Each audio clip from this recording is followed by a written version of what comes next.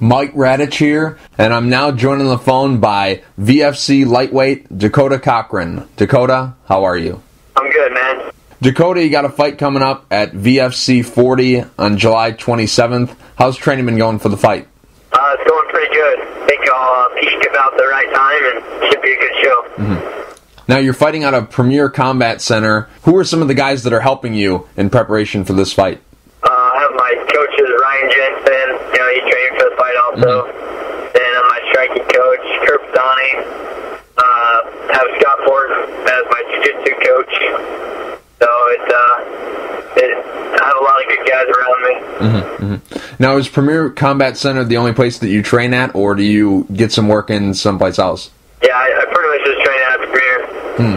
I see. Now, Dakota, the Nebraska MMA scene, recently it's grown rapidly. UFC came in and did a show where Jake Ellenberger headlined, and RFA, their first 3 shows have been in Nebraska. Victory's done some shows. The last show that you just fought for, Disorderly Conduct, they've done a lot of shows in Nebraska. The scene in Nebraska seems to be growing day by day. What exactly is the scene like in Nebraska for MMA?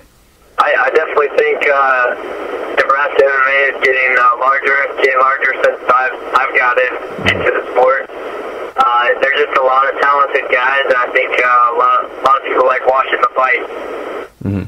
Now, when you got into MMA and you were doing the training in Nebraska, did you think that the scene would continue to grow the way it has, or were you thinking that, if I'm going to continue in this sport, maybe once I get some wins under my belt, and once I get some more experience, I might have to go elsewhere, go to a bigger team to get the kind of training that I need to, make a serious run in the sport?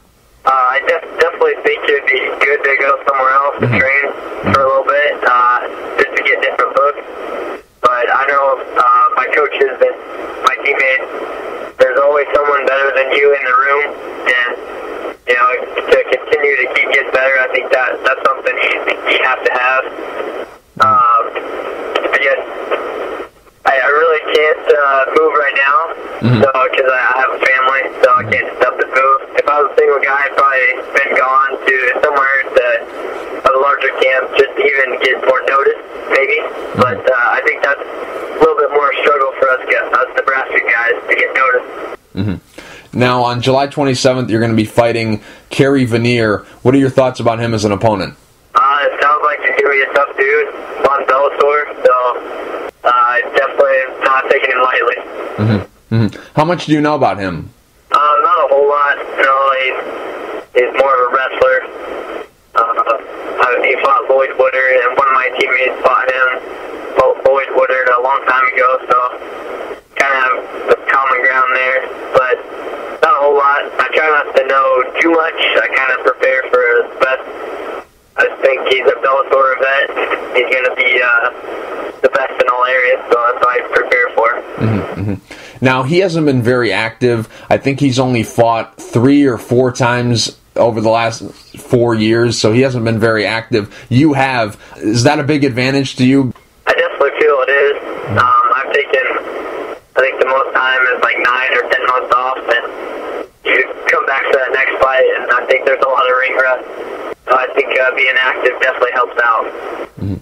Now, without revealing too much about your game plan, how do you go about forming a game plan for somebody who you really don't know a whole lot about, and then on top of not knowing a lot about them, they haven't been very active? Without giving away too much, how do you go about putting together a game plan for this fight? I just try to enforce my game plan. I don't worry about their game plan too much. I want to go in the fight and enforce mine, and whatever, I train all the time, so whatever he throws at me, it's not going to be anything new, so it's not going to be like a big surprise. Now, you're fighting once again for Victory. You fought for them a couple times in the past. How happy are you to be back fighting for them? It's good. They definitely they put on a good show, and at the Rolfing Arena, that's very electric. There's a lot of people that come, and the crowd is really awesome. So I'm looking forward to that a lot. how long ago did you get the offer for this fight? Because Victory announced the entire card on June 24th, but your fight didn't get announced until July 2nd. So were you a late addition to this card, or was Victory trying to find you an opponent, and then July 2nd is when they happened to make the announcement? No, I got added to it July 1st, I believe it was, or June 29th, or the day before July 1st. That was because Mursad Bektic got hurt, so they replaced him with me. Now, fighting close to home in Nebraska, how many people are you bringing to the fight? How many tickets have you sold? And I'm sure you're hoping the entire crowd will be cheering for you because you're fighting a guy who's not from the area. But how many people have you personally invited, and how many tickets have you sold for this fight? Not really sure on the ticket. I invite all my friends and family. So it's just, I think on the last fight I sold over 150 tickets, but being a little more short notice, I'm not sure if I'll accomplish that, but not really a huge worry for me, I guess. Now, your last fight was a loss to Marcus Edwards. You lost that fight back on May 24th. Just curious, with your last fight being a loss, what kind of taste does that leave in your mouth as a fighter? Because a lot of people, definitely in combat sports and in mixed martial arts, you're always judged on your last performance. So, what kind of taste does that leave in your mouth, knowing that your last fight was a loss? Definitely makes me want to get a win. It makes you a little more hungry while you're training. So I think that is an advantage for me. Now, I saw a promo video that you shot for Victory, and you said in that promo video that you were going for the kill. You were going to be very aggressive in this fight. You said that you really needed a win here because you wanted to get back on track after this last fight that was a loss. Do you feel that that's the safest way to get back on track? Because we see so many fighters go in there and need a win, and they just kind of play it safe and just kind of put on a not the best performance of their career, kind of just try to get by and get the win. Do you feel that the safest way is to go out there and be aggressive to get that win? Yeah, I feel so. Taking a tough fight like this guy, it's going to be a little bit hard.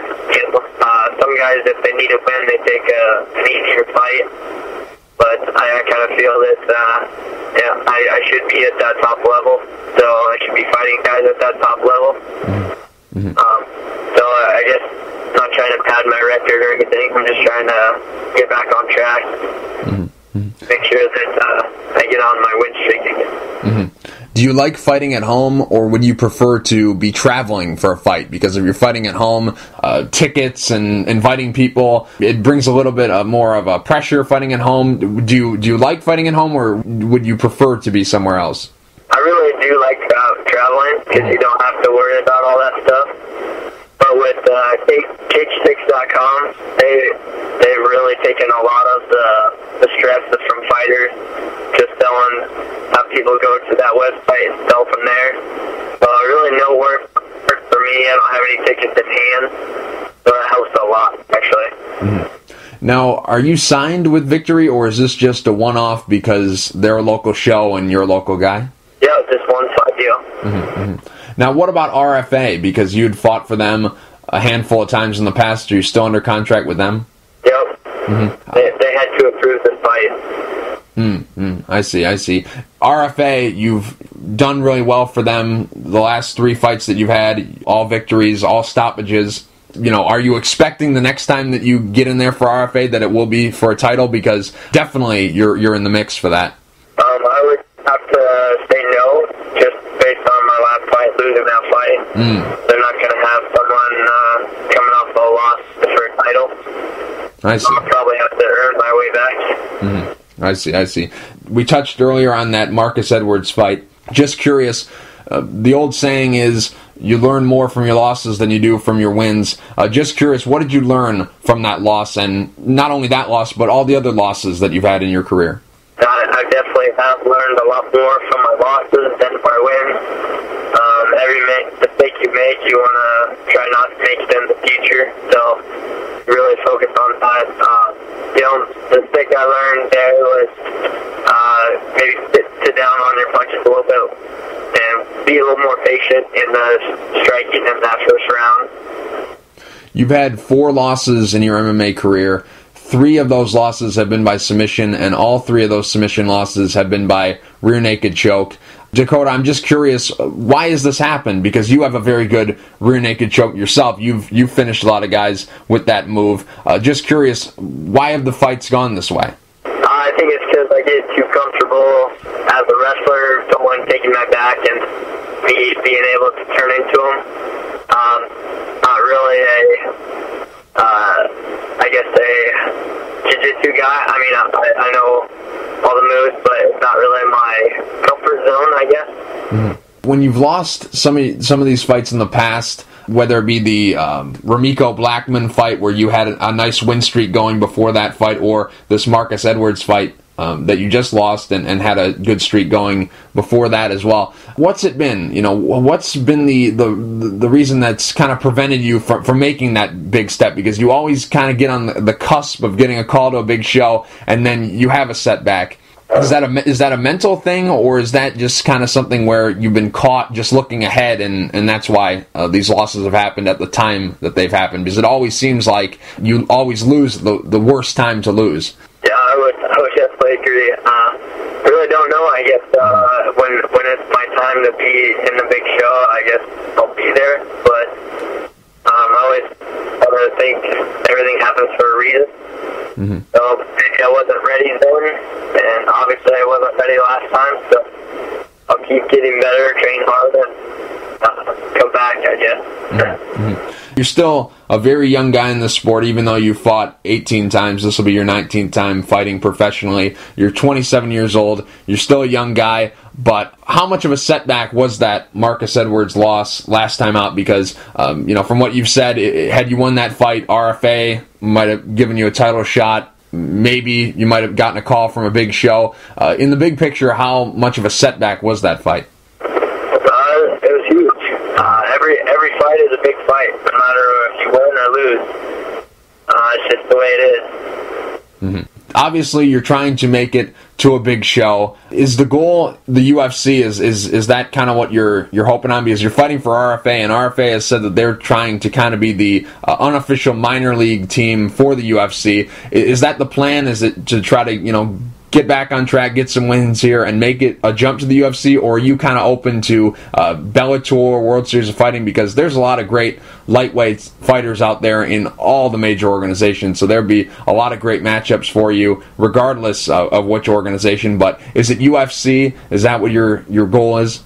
Yeah, I would definitely, love to be in the UFC, but I am open to more organizations. Mm-hmm. I fought for a lot of different promotions, and I think that makes you a better fighter. You don't just stick in one place and be comfortable. I think you have to fight different places, and I think that definitely makes you a better fighter. Dakota, on July 27th, how do you defeat Kerry Vanier? I would say it's going to be stoppage. Second round.